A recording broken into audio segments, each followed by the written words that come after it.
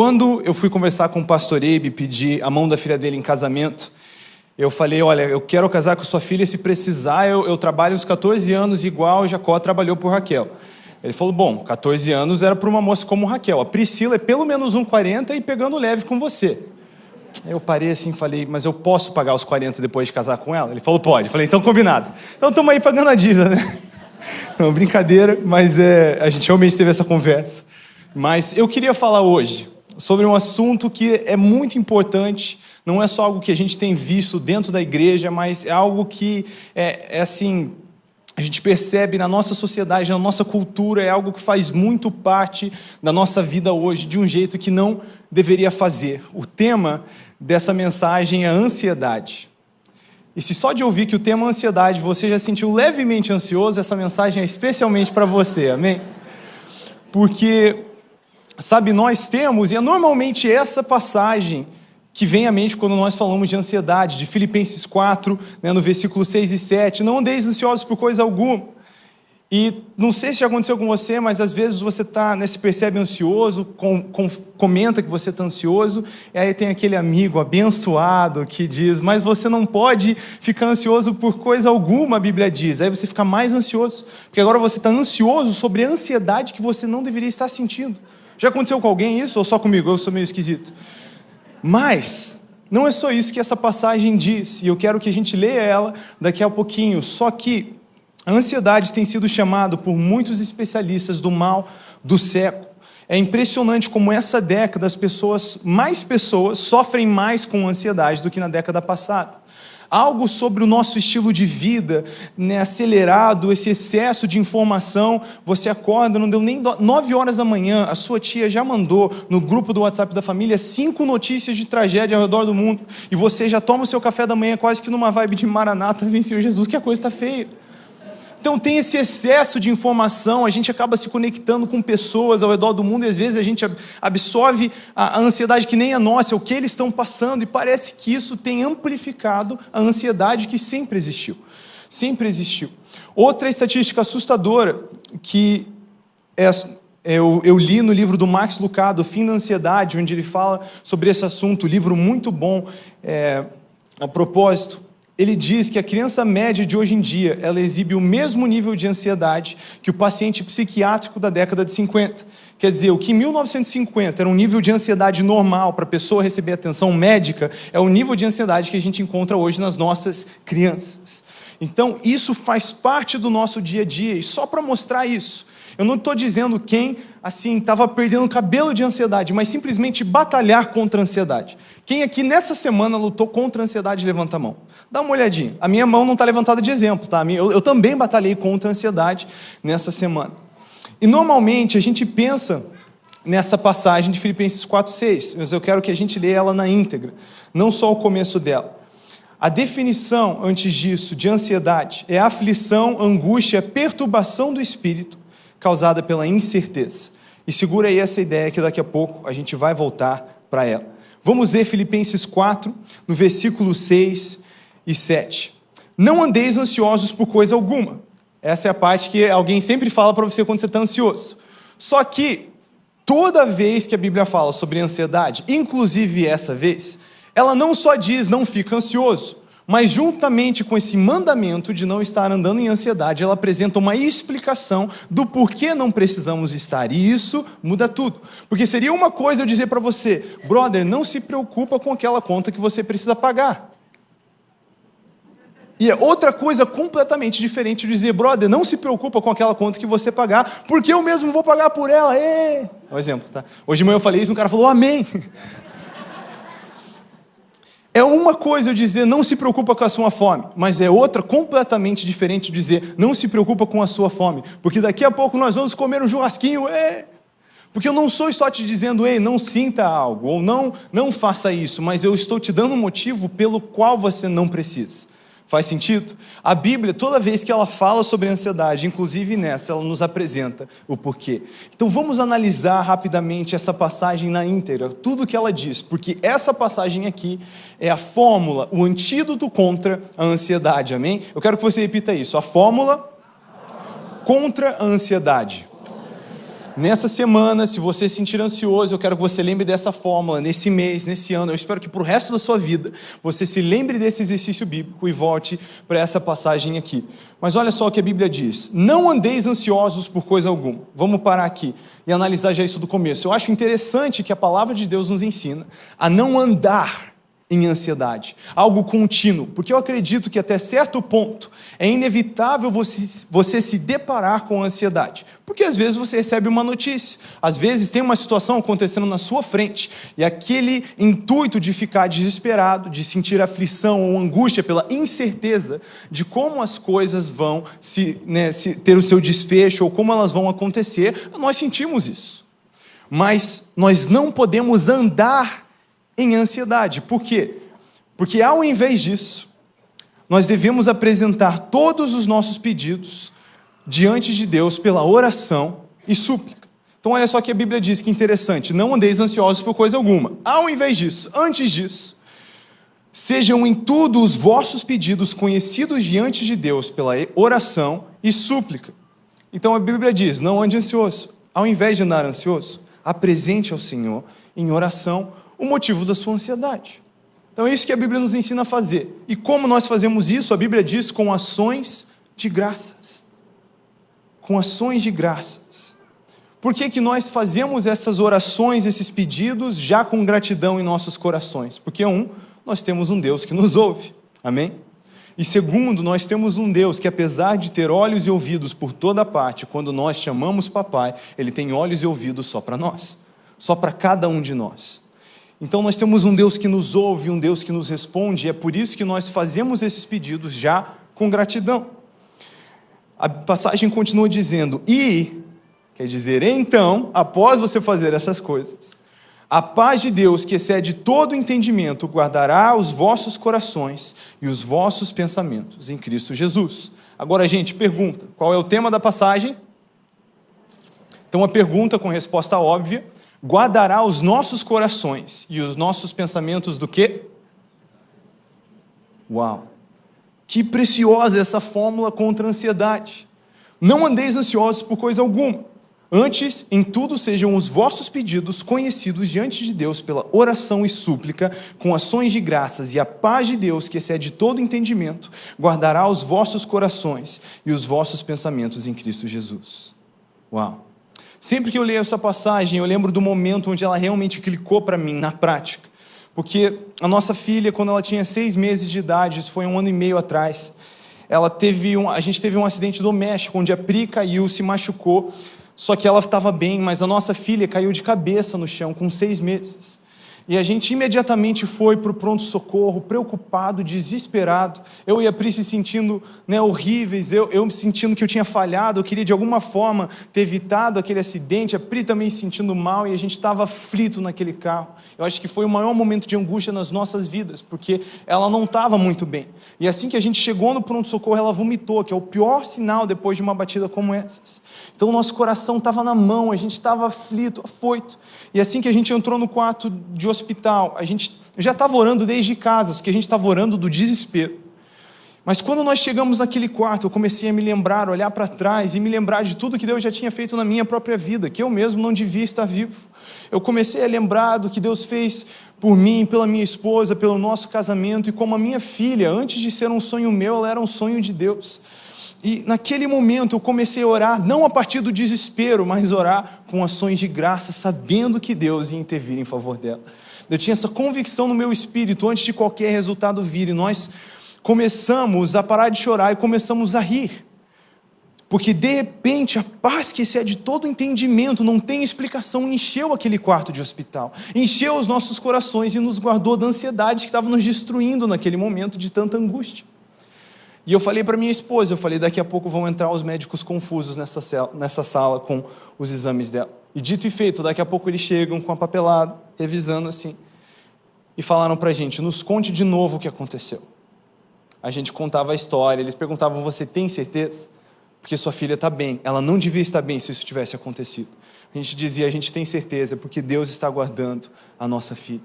Mas mesmo antes dos resultados chegarem, a gente já estava sentindo a paz que excede todo entendimento, porque nós praticamos esse exercício que é a nossa fórmula contra a ansiedade.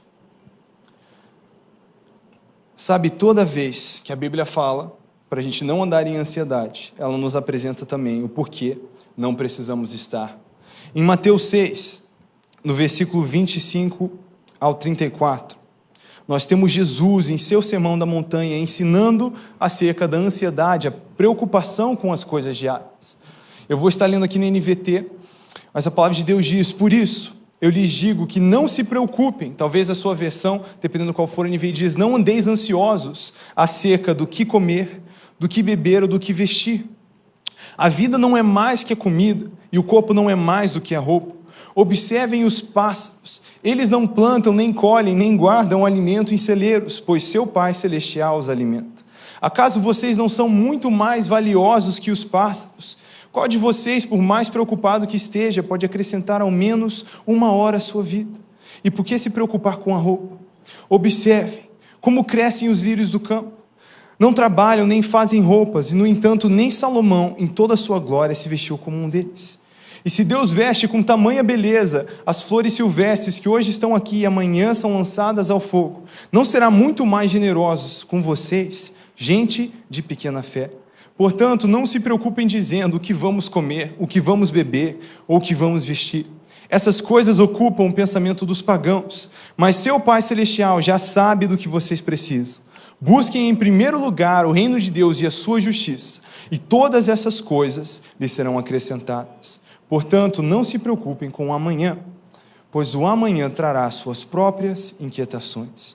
Bastam para hoje os problemas desse dia. Que extraordinário ver as palavras do próprio Cristo acerca das nossas preocupações com as coisas da vida diária. E, gente, só para clarificar, porque quando você está na terceira vez nas minhas mensagens, você fica meio confuso e já falei, eu não falei, a nossa filha ficou bem, tá? A gente voltou para casa no dia seguinte e ela estava bem, a gente, assim, cheio de gratidão no carro, chorando, de gratidão pelo que o Senhor fez, como Ele guardou a nossa filha e o tiro que o diabo deu no pé, né? Porque agora a nossa filha tem 2 aninhos e já tem testemunho para contar do que Deus já está fazendo em favor dela. Isso ainda vai fortalecer a fé dela no futuro, então nós servimos um bom pai. Mas Jesus nos diz, não se preocupe com o que comer, com o que vestir, com o que beber. Por quê? Ele diz, porque Deus sabe que você precisa dessas coisas. Então Ele está dizendo, não se preocupa com o que você precisa, porque Deus sabe que você precisa. É praticamente o não se preocupe com a sua fome, porque eu vou fazer um churrasquinho. Inclusive, quando eu falo de fome, tem uma passagem que normalmente tem uma história que normalmente as pessoas já ouviram meu pai pregar. As pessoas às vezes até fazem meme, né? Um pai deixou seu filho passar fome para ele aprender uma lição. Mas eu lembro que quando eu tinha 18 anos, eu tinha saído de casa para estudar em outro país, porque eu consegui uma bolsa de estudos. E nessa ocasião, eu estava ganhando em real num trabalho aqui no Brasil, online, mas gastando meu dinheiro em dólar lá nos Estados Unidos, na época que o dólar era 2 e pouquinho, e eu achava um absurdo. E aí, eu lembro que tive um mês onde a vida fez comigo aquele truque de mágica, que é, seu dinheiro sumiu, puf, todas as minhas emergências combinaram de acontecer ao mesmo tempo. Eu lembro que tudo foi embora.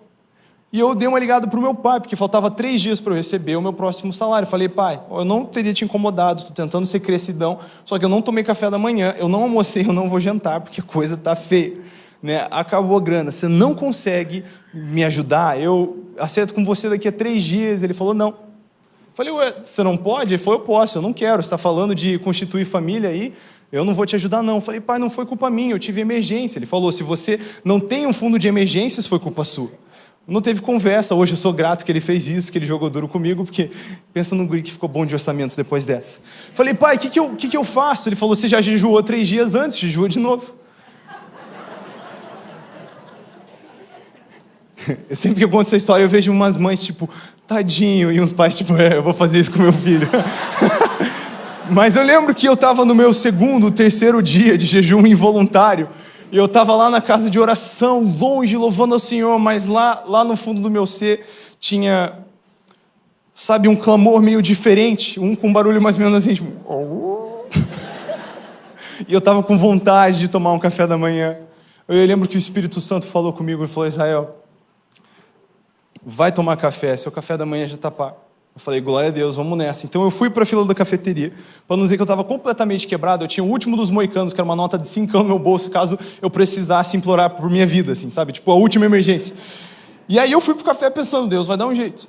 E aí, quando eu estava chegando a minha vez, o cara que estava na minha frente virou e falou assim, e tudo que esse guri aqui quiser. Eu devia ter dito, tipo, glória a Deus. Mas ao invés disso, eu falei, não, imagina, não precisa. Ele falou, não, tudo que você quiser. Aí eu ainda tentando ser educado, não sei porquê. Então me vê um café sem açúcar, por favor.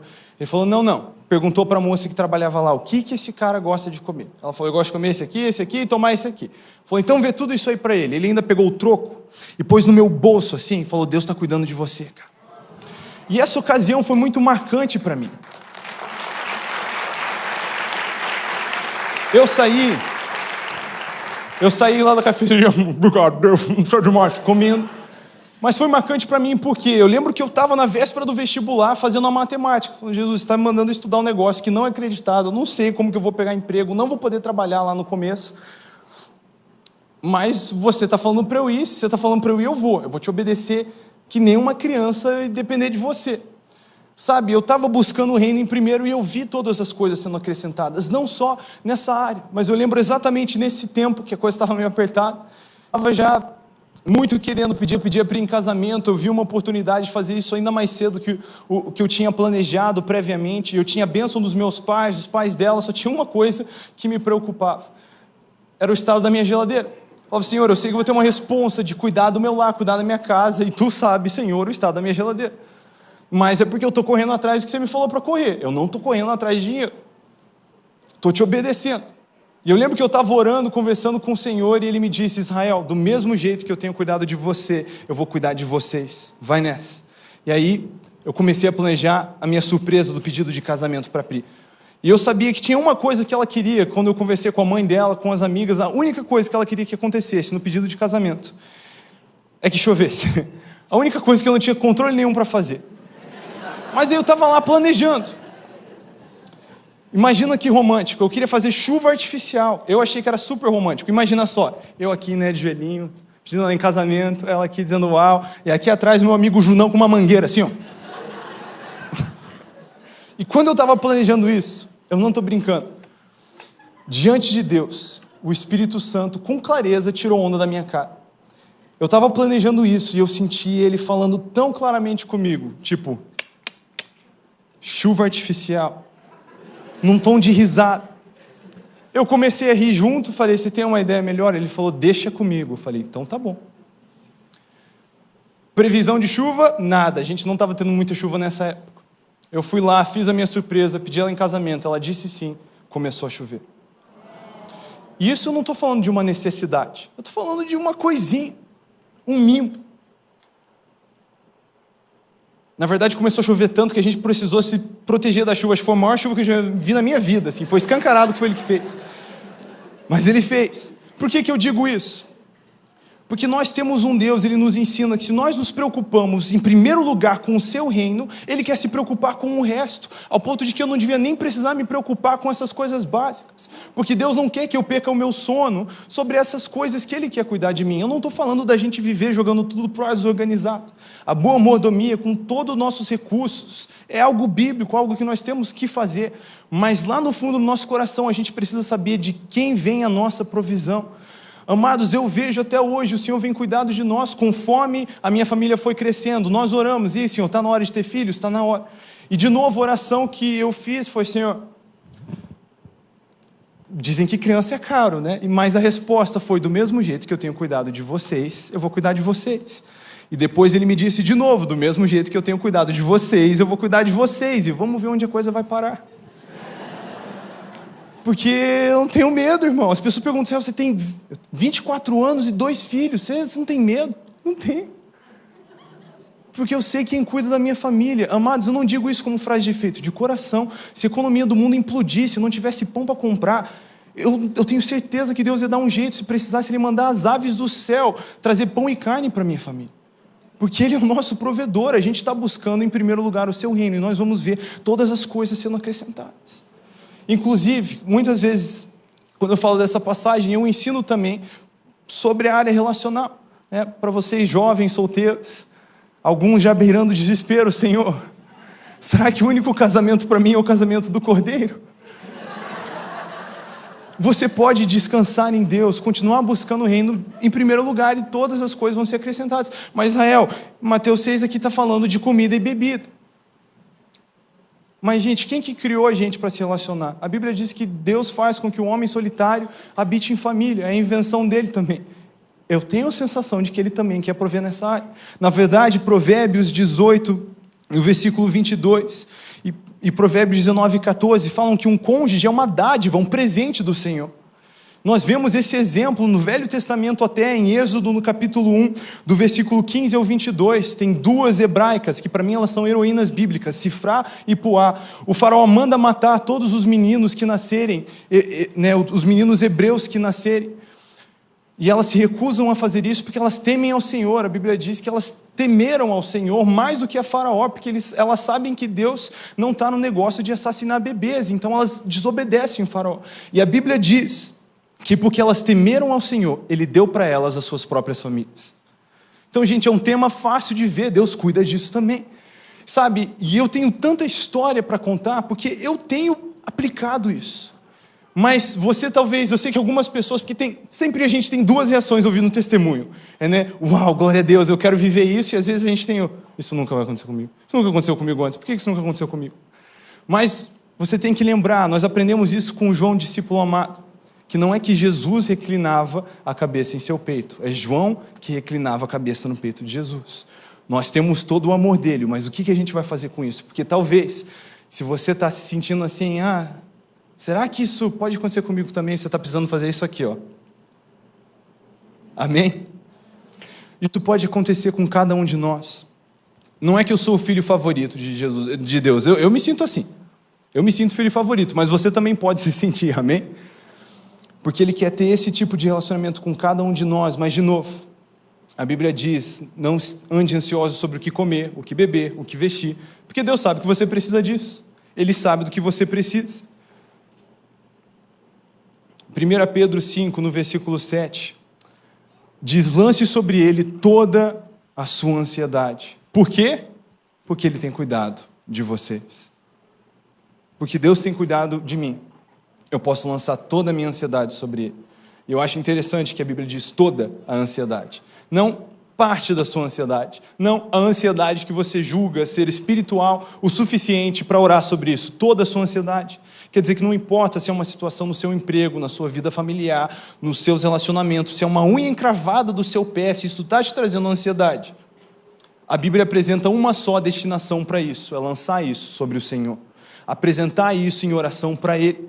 Nós precisamos entender que Deus é um bom Pai, um Pai amoroso que se importa com seus filhos. E que Ele quer nos patrocinar para viver essa missão que Ele tem para a gente. Buscar o reino em primeiro não fala só de uma ocupação, de você trabalhar numa igreja, trabalhar no ministério em tempo integral. Todos nós somos discípulos em tempo integral. Até o próprio trabalho que nós temos como igreja é equipar o corpo de Cristo para continuar sendo essa organização que vai dominar o mundo lá fora. É equipar os santos, é esse o propósito aqui. Então, o seu emprego, ele é na verdade uma fachada para cumprir a grande comissão. Amém? É isso que nós fazemos. Então, independente de onde você está, existe um jeito na sua vida onde você pode buscar em primeiro lugar o reino de Deus e a sua justiça. E Deus quer fazer essa troca com você, porque Ele não quer que você precise ir trabalhar preocupado com o seu salário, com o que você vai comer, com o que você vai vestir. Porque esse tipo de coisa ocupa os pensamentos daqueles que não conhecem a Deus, a Bíblia diz. Parece pesado, mas é esse o nível de provisão, é esse nível de confiança que nós precisamos ter em Deus. E a ansiedade, ela é inimiga da confiança, porque ela, na verdade, é uma manifestação de uma incerteza. É outro problema. Ela é tipo a luz que acende no painel do carro, falando que você precisa checar o seu motor. O problema não é a luz. O problema é o motor. Não adianta gritar com a luz, ela está te avisando de outro problema. E quando a ansiedade aparece nas nossas vidas, nós vimos que, por definição, ela é angústia, é aflição causada pela incerteza, porque às vezes a gente não sabe como as coisas vão ficar. Mas pensa num povo que tem que ter certeza. É a gente. Porque independente do que acontece amanhã, ou semana que vem, ou mês que vem, ou ano que vem, vamos combinar, o ano a gente já vira assim, né? Que esses últimos aí, Foram diferentes. Mas daqui a 1 milhão de anos, tem um lugar na mesa de Jesus para mim, onde eu posso dizer essa frase surreal: Senhor Jesus, você pode me passar o pão, por favor? Fala sério. A minha vida está escondida em Cristo, quer dizer, vivo eu corro para os braços de Jesus, se eu morrer eu corro para os braços de Jesus. Pensa em alguém que está bem na fita, sou eu, é você, porque o nosso campeão já venceu a morte e o inferno por nossa causa. Nós temos paz para sempre. E Ele quer patrocinar a gente para viver livre, leve e solto. Eu não sei você, para mim isso parece maravilhoso. Se preocupar correndo dele, em vez de ter que ficar se preocupando comigo o tempo inteiro. É algo extraordinário. E de novo, quanto eu mais pratico isso, eu vejo Deus cuidando de cada coisinha. Cada coisinha. Filipenses 1,6. A Bíblia diz: eu estou plenamente certo de que aquele que começou a boa obra em vós há de completá-la até o dia de Cristo Jesus. Deus não é um Deus que começa algo para não terminar. Eu não sei você, mas quando eu estou fazendo meus devocionais no Velho Testamento e eu começo a ler sobre o povo de Israel, às vezes eu tenho uma raiva, assim, quase um ranço com o povo de Israel, uma vergonha ali. Alguém aqui passa raiva do povo de Israel? Como pode, gente? Que teimosia, que incredulidade. Deixa você ver lá, eles estão lá no Egito, né, pedindo para Deus libertar eles, aí Deus vem, se manifesta com mão forte e poderosa, sinais e maravilhas, e tira o povo do Egito. Eles saem do Egito com a lancheira feita, com todas as joias das tias do Egito. Eles estão lá cantando: Deus é bom demais, a gente vai te amar para sempre, nós confiamos em ti, você nos libertou. Aí de repente começa a vir o exército de Faraó. Aí eles começam a dizer: foi por falta de onde morrer no Egito que Deus trouxe a gente aqui para fora. Foi para morrer aqui. É isso que Deus estava fazendo. Ele me enganou. Foi pegadinha. Nós vamos morrer. Acabou. Eles se deparam com o mar vermelho e eles já estão nessa. E Deus vai lá e se manifesta com mão forte e poderosa de novo. E Ele abre o mar para o povo passar. E Ele fecha o mar no exército de Faraó. E eles começam a cantar de novo: Deus é bom demais. Deus cuida de mim. Aí eles começam a passar fome. Fala: foi para morrer de fome que Deus tirou a gente do Egito. Porque lá tinha isso, e aqui, tô com fome. A barriga de novo, né? E reclama, fala: Deus nos abandonou. Aí Deus faz chover café da manhã do céu. Imagina, você se acorda, se espreguiça na sua tenda, bota a mãozinha para fora assim, maná tá na mão. Das rochas jorravam água para o povo beber, porque eles tinham sede.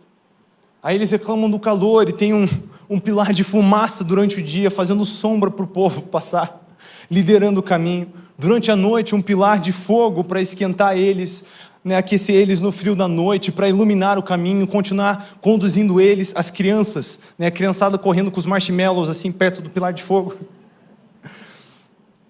Mas de novo, quando aparece um desafio, a atitude deles é dizer: é para morrer aqui. A gente fez viagem para morrer longe de casa, é isso. E a gente fica lendo, fala: como pode? Deus fica fazendo e eles ficam duvidando. Mas o duro é que a gente faz igual, né? O que a gente faz pior. A coisa mais difícil sobre passar raiva do povo de Israel quando você está fazendo seu devocional é quando você enxerga um espelho assim. Eu fiz isso semana passada.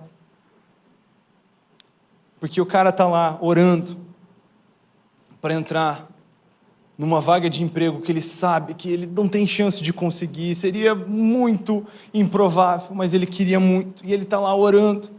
E ele vê o favor de Deus, ele consegue essa vaga, ele compartilha o testemunho no Life, porque foi uma porta que Deus abriu. Só que ele começa a ter dificuldades, crise dentro do emprego. Aí ele, foi para morrer aqui que Deus me tirou do Egito. Foi. Deus me abandonou, estou sozinho nessa. O casal orando para engravidar, não podia ter filhos, aí eles engravidam um milagre, churrasquinho com a família para celebrar, estão com as mãos para cima, mas aí começam a enfrentar dificuldades na criação de filhos, ou aparece uma enfermidade, e eles, foi para morrer aqui que Deus tirou a gente do Egito.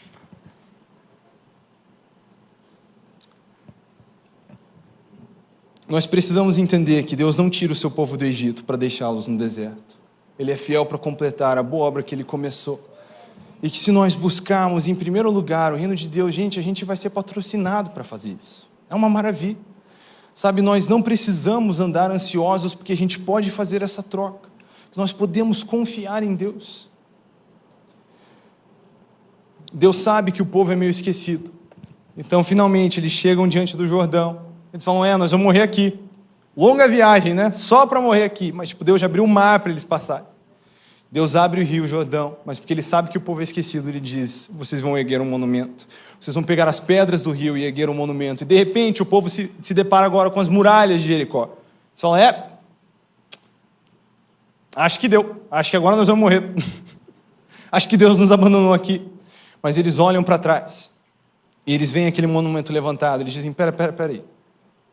Será que pode ser que Deus que nos libertou do Egito e das mãos de Faraó e nos alimentou no deserto e nos protegeu do frio da noite, do calor do dia e abriu o Mar Vermelho e o Rio Jordão para a gente passar, também não vai derrubar essas muralhas? Eu acho que Ele vai. Então vamos nessa. E nós precisamos entender do mesmo jeito que o Deus que abre o Jordão é o Deus que derruba a muralha. A gente não pode se comportar igual o povo de Israel em todo desafio que aparece, pensar, agora deu, esse vai acabar comigo. Sempre vai ter um gigante novo, né? Porque se não é um mar, é um rio, se não é um rio, uma muralha, se não é uma muralha, é um gigante. Mas Jesus deixou a gente avisado, no mundo terei aflições. Mas tem de bom ânimo, eu venci o mundo e vocês estão comigo. A gente ficou bem avisado. Então a gente não pode deixar a ansiedade roubar a nossa paz, que deve ser ancorada em Cristo. Porque quando a ansiedade aparece, e eu levo isso com muita seriedade na minha própria vida, porque eu constantemente batalho a ansiedade, em várias áreas. Mas quando eu percebo ela, eu trato isso como uma luz no meu painel, e eu não posso continuar dirigindo o meu carro se meu motor está com problema. Então eu não ando ansioso. Quando a ansiedade aparece, eu vou falar com o Senhor e eu começo a abrir sobre o que está me deixando ansioso. E como o povo de Israel, eu olho para trás e eu começo a ver os monumentos e eu lembro daquele testemunho, aquela vez que Deus fez isso comigo, aquela vez que Ele cuidou de mim, aquela vez que Ele cuidou da minha filha, aquela vez que eu não tinha o que comer, Ele ainda me deixou comer um cafezinho da manhã. E de repente o meu coração se enche de fé e a minha confiança começa a crescer. E quando a minha confiança cresce, a minha ansiedade desaparece. Sabe, porque eu acredito que pela amplificação disso, nós até normalizamos isso um pouco. Mas, biblicamente falando, Deus não quer que você ande em ansiedade. Eu acredito que nenhum de nós quer andar em ansiedade. Sabe, muitas vezes a gente fica carregando isso quando não é essa a vontade que Deus tem para nossas vidas. Porque se a ansiedade, de novo, angústia e aflição causada pela incerteza, ela é uma manifestação da nossa falta de confiança no Senhor. E eu não digo isso como julgamento, como para te condenar. Eu digo isso como um irmão na fé que também luta contra a ansiedade, mas consegue ver essa verdade com clareza nas Escrituras. Eu tenho que tratar isso como é. Quando eu percebo a ansiedade, eu vou analisar a minha confiança, e conforme a confiança cresce, a ansiedade ela desaparece. Sabe, constantemente o Senhor nos manda fazer loucuras. E às vezes eu fico meio preocupado, mas eu lembro que é Ele quem cuida de mim. E conforme a confiança cresce, a ansiedade desaparece. A ansiedade não é só um problema. Nós temos um mandamento bíblico contra a ansiedade, o que faz da ansiedade, na verdade, um pecado. E pecado não é uma palavra mística para dizer que algo é muito, muito feio. Na verdade, pecado no Novo Testamento é uma palavra muito prática, ela é hamartia, no grego, que significa errar o alvo. Quer dizer, quando você tenta jogar um papel no lixo e você erra, aquilo é hamartia, é errar o alvo. A mesma palavra que pecado. Quando você erra o caminho para ir para algum lugar, hamartia, pecado, errar o alvo. Quando um arqueiro atira num alvo e não acerta, hamartia, errar o alvo. Do mesmo jeito, o pecado, de todo jeito, é errar o alvo do que Deus tem para nós como nosso Criador e idealizador. Então nós precisamos tratar a ansiedade como que ela é pecado. E eu não digo isso de novo para trazer peso ou condenação, mas é que a gente precisa tratar isso como a Bíblia trata isso, para que a gente possa viver livre disso. Amém? Então, nós não temos somente um mandamento contra a ansiedade. Isso é para trazer conforto aos nossos corações. Nós temos a explicação, motivos pelo qual nós não precisamos andar em ansiedade. Nós podemos confiar em Deus, precisamos deixar a nossa confiança nele crescer. A nossa fé precisa ser como a de Sadraque, Mesaque e Abednego, que prestes a serem lançados numa fornalha por conta de sua fé no Senhor. Eles dizem, nós sabemos que Deus pode fazer. Nós conhecemos o que Ele é capaz, nós conhecemos o seu poder. Nós sabemos que Ele vai fazer. Nós sabemos que Ele pode, nós sabemos que Ele vai. Mas mesmo se Ele não fizer, Deus seja louvado. Então nós precisamos olhar para as coisas com essa mesma fé. Deus pode fazer, Ele vai fazer, e mesmo se Ele não fizer, porque isso é confiança de que nós temos um Deus que é bom, um Pai que é maravilhoso e que nos quer bem. Quer dizer, Deus pode me tirar dessa, Ele vai me tirar dessa, e se Ele não me tirar dessa é porque Ele tem algo melhor em mente. Imagina quando José estava lá naquela cisterna, onde ele foi lançado pelos seus irmãos. Ele provavelmente estava orando para ser tirado dali. Mas quando aquele jovem com 30 anos assumiu a posição do segundo homem mais poderoso, da nação mais poderosa da terra, vivendo o propósito que Deus tinha para ele, podendo salvar sua própria família, sua nação, seu povo, eu fico imaginando como, de repente, ele viu, uau, Deus estava no controle disso o tempo inteiro. Sabe, nós precisamos confiar no Senhor, amém? Para encerrar, eu só queria contar uma história que eu vi uma vez, de um voo que estava tendo uma turbulência. E era uma turbulência muito agressiva, o pessoal estava meio assustado. Até os bodybuilders, assim, grandão no avião, estavam soltando umas orações de reconciliação, assim, abafadas, sabe, lá no fundo do avião. Senhor, meu Deus, perdoa por tudo que eu fiz. Mas no meio de toda essa comoção, tinha um gurizinho de 10, 11 anos que estava sentado ali de boa, olhando pela janela, balançando o pezinho assim, ó. Uma senhora sentada do lado dele estava voando pela primeira vez, meio desesperada com essa turbulência. Quando ela olhou para o menino e viu a calma dela, ela falou, esse menino deve ser aquelas crianças que começam a viajar de avião cedo. Então ela foi puxar conversa com ele e perguntou, esse tipo de turbulência é normal? Ele respondeu, eu não sei. Aí ela ficou meio curiosa. Falou, mas você não voa de avião bastante? Ele disse, não, é a primeira vez. Aí ela ficou confusa. Falei, por que você está tão calmo? O menino abriu um sorriso. Ele disse, meu pai é o piloto. Eu não sei qual é a turbulência que você está passando nesse momento, mas eu ouvi dizer que o piloto é dos bons. E a sua palavra nos ensina que nós podemos confiar nele.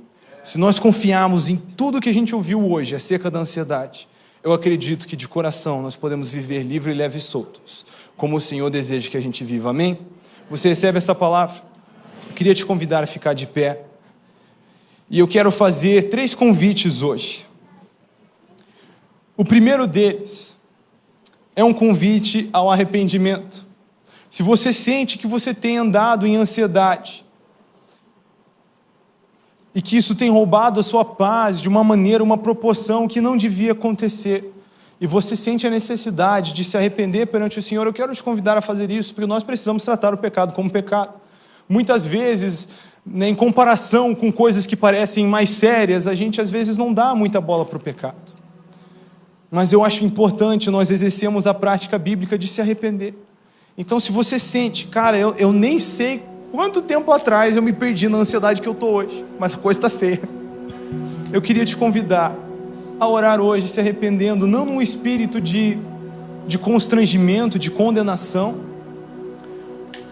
mas entendendo quem é o seu Pai e como Ele quer que você viva livre disso, amém? Então, se você hoje gostaria de se arrepender da maneira como você tem andado ansioso, eu quero te convidar a fechar os seus olhos e conversar com o Senhor, mesmo nas suas próprias palavras. Eu também vou estar conduzindo uma oração, se você quiser repetir no seu lugar, mas fale com Deus. Senhor Jesus, hoje nós nos arrependemos pelo espaço, o lugar que temos dado à ansiedade em nossas próprias vidas, quando a sua palavra já nos deu a fórmula para viver livre disso, quando a sua palavra já nos deu um antídoto. Seria uma tragédia nós, a igreja, o seu corpo,